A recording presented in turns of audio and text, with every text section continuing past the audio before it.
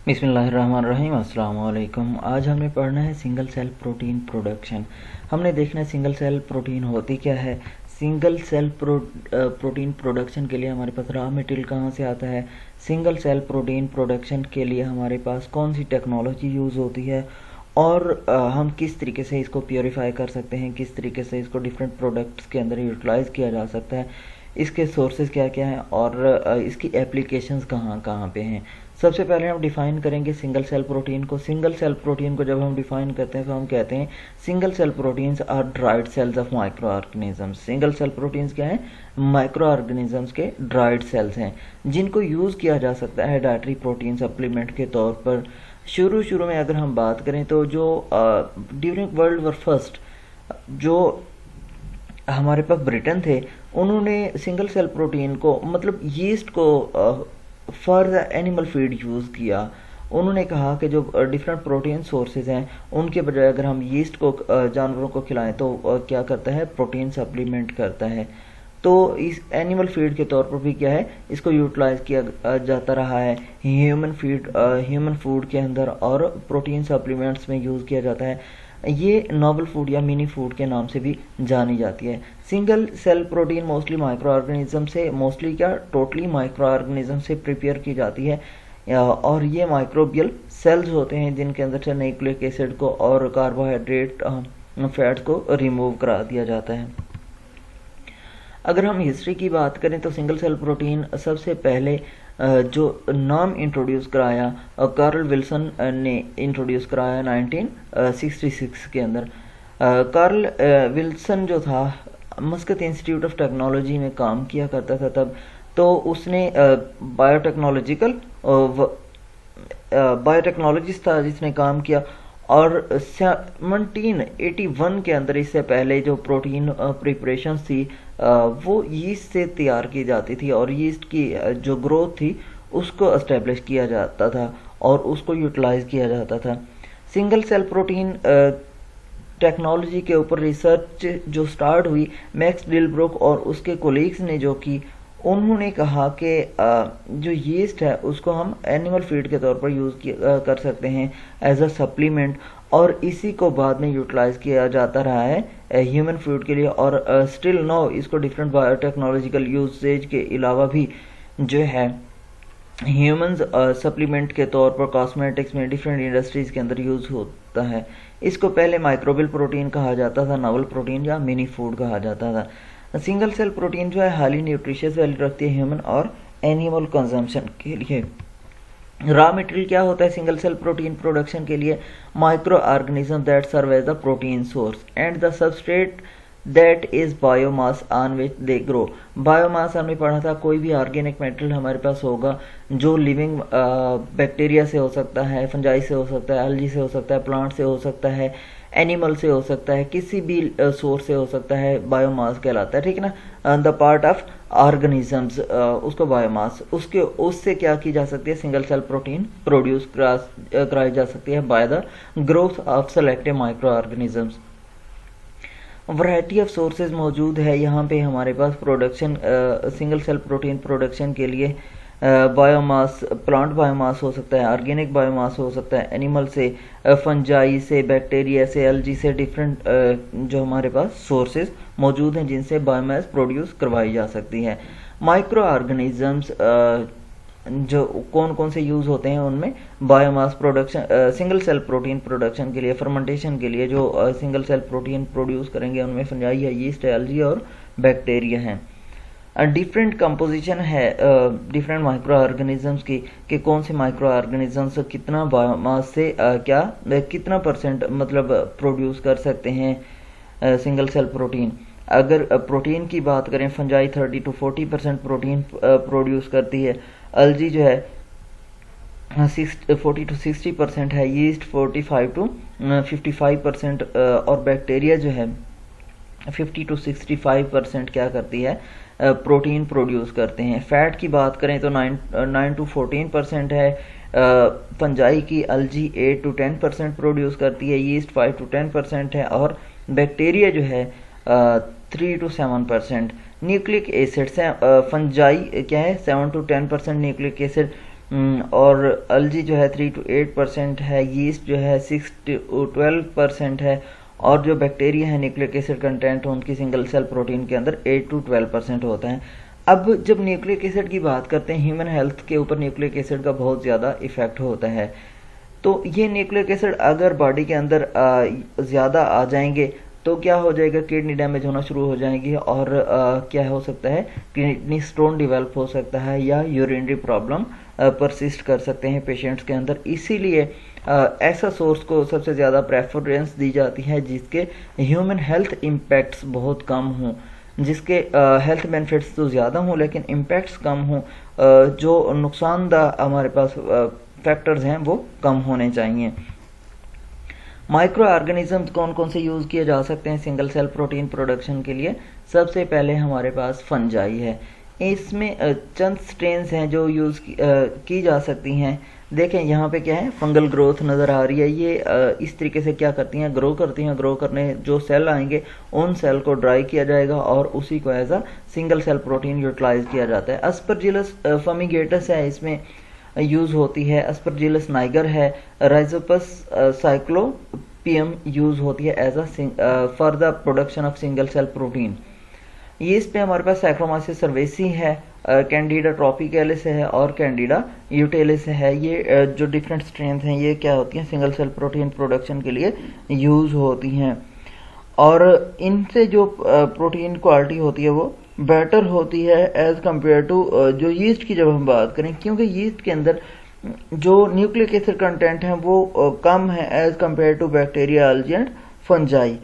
इसलिए इसके अंदर क्या है, क्या किया जा सकता है, मोस्ट अडॉप्ट किया जा सकता है। लेकिन इसके अंदर सिंगल सेल प्रोटीन प्रोडक्शन की मिकदार कम है।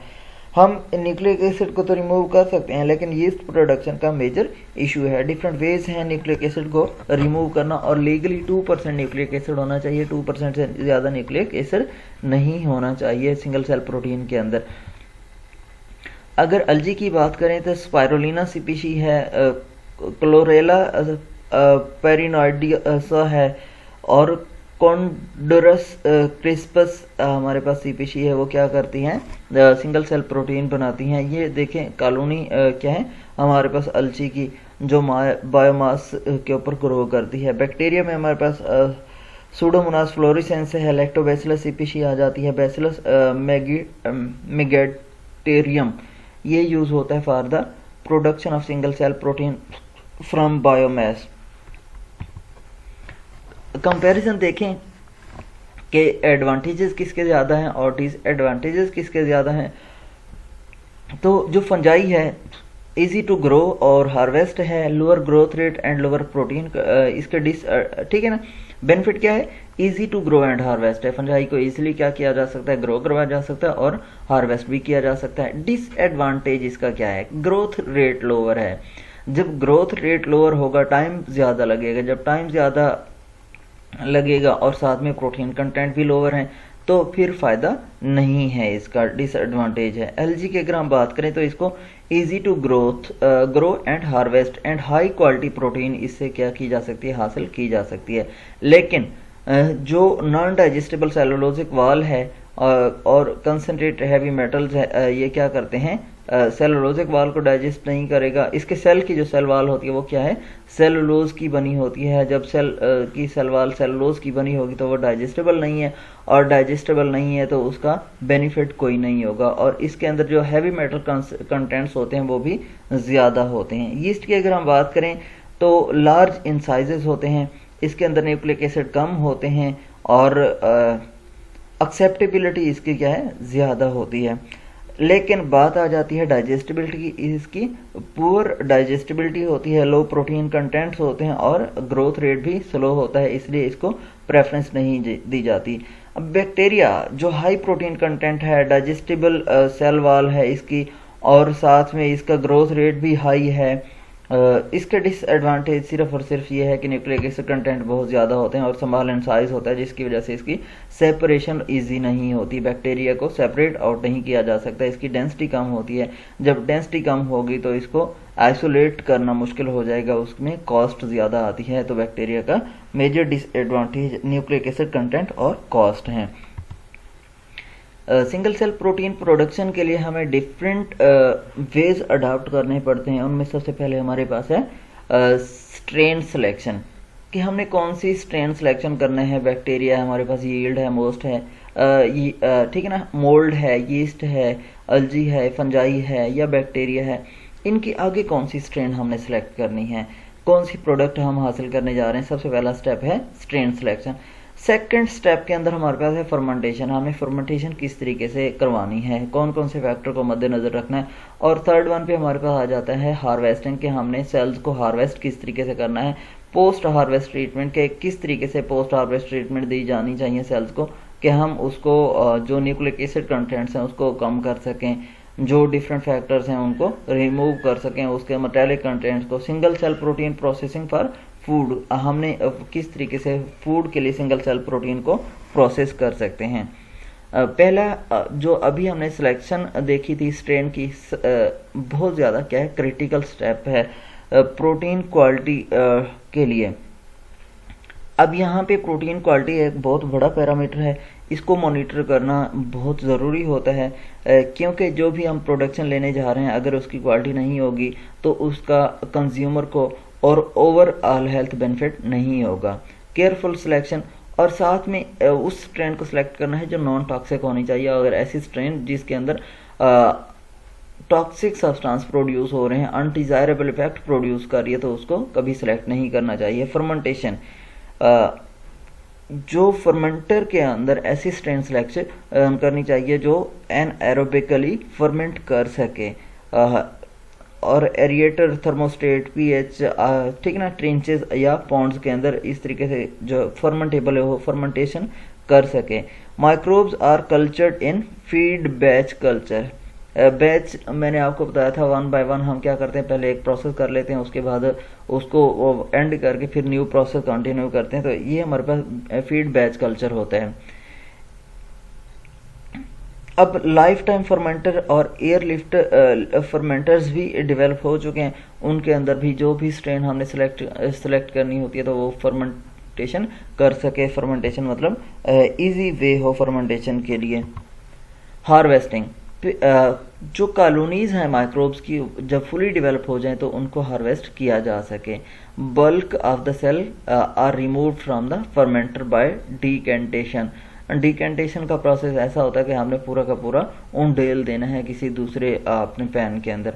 पोस्ट हार्वेस्ट ट्रीटमेंट, कौन कौन सी ट्रीटमेंट देनी चाहिए बैक्टीरियल सेल्स को। हार्वेस्टिंग के बाद cells are subjected to variety of process. Variety of processes कौन कौन से हो सकते हैं, न्यूक्लिक एसिड रिमूवल है, ड्राइंग है, वॉशिंग है, सेंट्रीफ्यूगेशन है, सेपरेशन है, उसके वाटर कंटेंट को रिमूव कराना है, ठीक है ना। पोस्ट हार्वेस्ट ट्रीटमेंट्स के अंदर हमारे पास क्या है, सेपरेशन बाय सेंट्रीफ्यूगेशन, हमने डेंसिटी की बेस पे सेल्स को सेपरेट आउट कर देना है। जो अनडाइजेस्टेबल मैटर होगा या हमारे पास मेटालिक कंसनट्रेट होगा या कोई भी दूसरी चीज़ होगी जिसको हमने क्या करना होगा, रिमूव करना होगा। सेंट्रीफ्यूगेशन के जरिए, डेंसिटी मेथड के जरिए क्या कर लेंगे, सेपरेट आउट कर लेंगे। नेक्स्ट स्टेप में हम क्या करते हैं, पोस्ट वॉशिंग करते हैं। जो सेल्स हैं उनको वॉश किया जाएगा प्रॉपरली। वॉशिंग में ये है कि हमारे पास सेल्स जो एक रिक्वायर्ड सेल्स हैं उनको हासिल किया जाए। ड्राइंग, फिर जो भी सेल्स हैं जिनको ट्रीटमेंट दी हुई है उसको ड्राई भी करना है प्रॉपरली ताकि उनको यूटिलाइज किया जा सके for further benefits. Processing for foods, कि अगर हमने फूड के लिए प्रोसेस करना है तो उसके लिए क्या क्या करना होगा। इसमें क्या है, liberation of the cell protein by destruction of indigestible cell wall. अगर हमने प्रोटीन ही हासिल करनी है तो क्या करना होगा, सेल वॉल को तो ब्रेक करना होगा, क्योंकि हमारी बॉडी सेल वॉल को ब्रेक नहीं कर सकती है, हमारी बॉडी के अंदर ये सलाहियत मौजूद नहीं है। तो जो सेल प्रोटीन की लिबरेशन होगी उसको क्या करना चाहिए, डाइजेस्ट होना चाहिए। मैकेनिकल मेथड है, इसमें केमिकल मेथड है सेल वॉल डाइजेशन के लिए, और फिजिकल मेथड है सेल वॉल की ब्रेकडाउन और प्रोटीन आइसोलेशन के लिए। मैकेनिकल मेथड, केमिकल मेथड और फिजिकल मेथड्स हैं। मैकेनिकल मेथड में सबसे पहले है क्रशिंग। क्रशिंग में आपने सेल्स को बिल्कुल क्रश कर देना है, तो क्या हो जाएगा, उसका सेल डिसइंटीग्रेट हो जाएगा। जब सेल डिसइंटीग्रेट हो जाएगा तो उसकी प्रोटीन बाहर आ जाएगी। क्रम्बलिंग, आप उसको क्रम्बल कर सकते हैं, पेस्ट बना सकते हैं आप उसको ग्राइंडिंग के थ्रू, या प्रेशर होमोजनाइजेशन, आपने हाई प्रेशर पे उसको क्या करना है, होमोजनाइज करना है, तो उसका सेल डिसइंटीग्रेट हो जाएगा, ब्रेक हो जाएगा। जब सेल ब्रेक हो जाएगा तो प्रोटीन बाहर आ जाएगी। नेक्स्ट हमारे पास जो केमिकल मेथड है, डिफरेंट एंजाइम्स और साल्ट्स यूज किए जाते हैं डाइजेशन के लिए, ताकि सेल वाल को डिस्टर्ब कर दें। जैसे सेलुलेजेस हैं तो वो सेल वाल को क्या कर देते हैं, सेलुलोज को डिस्ट्रक्ट करने के साथ साथ वो मोस्टली सेल वाल को भी डाइजेस्ट कर देते हैं। तो साल्ट जैसे सोडियम क्लोराइड, अगर हम 10% सोडियम क्लोराइड सॉल्यूशन यूज़ करते हैं तो सेल डिस्टर्ब हो जाता है हाई साल्ट कंसनट्रेशन के अंदर। सोडियम डोडिसाइल सल्फेट है, और यहाँ पे न्यूक्लिएज एंजाइम्स हैं वो यूज़ किए जाते हैं, जो क्या करते हैं, सेल वाल को डिसरप्ट कर देते हैं और प्रोटीन कंटेंट बाहर आ जाते हैं। उस प्रोटीन कंटेंट को यूज़ किया जा सकता है। फिजिकल मेथड के अंदर हमारे पास फ्रीज था, बिल्कुल फ्रीज कर दें और उसके बाद आपने जब उसको क्या करना है, थाइंग करनी है, तो वो सेल के अंदर वाटर कंटेंट जो होगा सारा का सारा रिमूव हो जाएगा। सेल की जो इंटीग्रेटेड स्ट्रक्चर है वो ब्रेक हो जाएगा और उसकी सेल वाल भी ब्रेक हो जाएगी। ऑस्मोटिक शॉक, ऑस्मोटिक शॉक में हम वाटर साल्ट बैलेंस देखते होते हैं हाइपरटोनिक सॉल्यूशन और हाइपोटोनिक सॉल्यूशन के थ्रू। हमने यहाँ पे जो सोल्यूट कंसंट्रेशन हो उसको बढ़ा देंगे। जब सोल्यूट कंसंट्रेशन को बढ़ा देंगे तो वो सोल्यूट कंसंट्रेशन वाटर को टोटली रिमूव करा देगा, जिसकी वजह से सेल वाल डिस्टर्ब हो जाएगी। हीटिंग एंड ड्राइंग, हीट करके भी और ड्राई करके भी सेल वाल को डिस्टर्ब किया जा सकता है। Reduction of nucleic acid contents, आपने न्यूक्लिक एसिड कंटेंट्स किस तरीके से रिड्यूस करने हैं बैक्टीरिया, जो अभी आपने बैक्टीरियल, फंगल या यीस्ट या मोल्ड सेल्स दी हैं उनमें। सबसे पहले हमारे पास है chemical and enzymatic treatment are preferred. आप क्या करना होता है, ऐसे केमिकल यूज़ नहीं करने होते जो हेल्थ हैजर्डियस होते हैं। इंजाइमेटिक प्रोसेस क्या करते हैं, मोस्ट ऑफ द फेवरेबल हमारे पास मेथडोलॉजीज होती हैं। Chemical which are used includes acidified alcohol है, साल्ट्स हैं, एसिड एंड अल्कलीज हैं, इनको यूज़ किया जा सकता है for the removal of nucleic acid. ऐसे केमिकल जो हैं वो क्या करते हैं, लाइगेनो एलानिन बनाते हैं, जो क्या कर देती है, हाइपर सेंसिटिविटी स्किन रिएक्शन काज करती है। तो ये प्रॉब्लम भी एग्जिस्ट करते हैं। इंजाइम्स जो हैं यूज इन राइबोन्यूक्लियेसेस हैं और न्यूक्लियेसेस इंजाइम्स हैं, ये यूज़ किए जा सकते हैं एक्सोजीनोलाइसियल या इंड्यूस्ड एंडोजिन, ठीक है ना, जीनियसली, इनको एक्सोजीनियसली या एंडोजीनियसली इंजाइम्स को यूज़ किया जा सकता है। अब ये क्या करते हैं, बहुत ज़्यादा फेवरेबल होते हैं, सूटेबल होते हैं, यहाँ पे बहुत कम किसी भी तरीके के हैजर्ड्स होते हैं वो कम होते हैं, हेल्थ हैजर्ड्स कम होते हैं यहाँ पे। एडवांटेजेस अगर हम देखें तो रैपिड सक्सेशन ऑफ जनरेशन, बहुत जल्दी जल्दी क्या होती है, प्रोटीन प्रोडक्शन होती है, और इजीली मॉडिफाइबल जेनेटिकली, क्या है, ये जेनेटिकली मॉडिफाई किया जा सकता है। जो भी कंटेंट हमने हासिल करने होते हैं वो हासिल किए जा सकते हैं। इसके हाई प्रोटीन कंटेंट होते हैं सिंगल सेल प्रोटीन के अंदर, 43 to 85% ड्राई मैसेज के अंदर। Broad spectrum of original raw material used for production, मतलब कि अगर हमने सिंगल सेल प्रोटीन प्रोड्यूस करनी है तो बहुत ज़्यादा रॉ मटेरियल मौजूद है, बायोमास बहुत ज़्यादा जब मौजूद है तो सिंगल प्रोटीन को यूज़ किया जा सकता है, मैन्युफैक्चर किया जा सकता है। इसके अलावा जो कंटिन्यूस कल्चर्स क्या है हम तैयार कर सकते हैं। Consistent quality, not dependent on climate in determinable amount, ठीक है, क्लाइमेट डिपेंड नहीं करता, हम मोस्ट क्या कर सकते हैं, क्वांटिटी हासिल कर सकते हैं। लो लैंड रिक्वायरमेंट इसके लिए ज़रूरी होती है, इकोनॉमिकली बेनिफिशियल है। हाई जैसे हम एनिमल रेयरिंग करते हैं या कोई दूसरा मेथड है तो वहाँ पे कॉस्ट ज़्यादा होती है।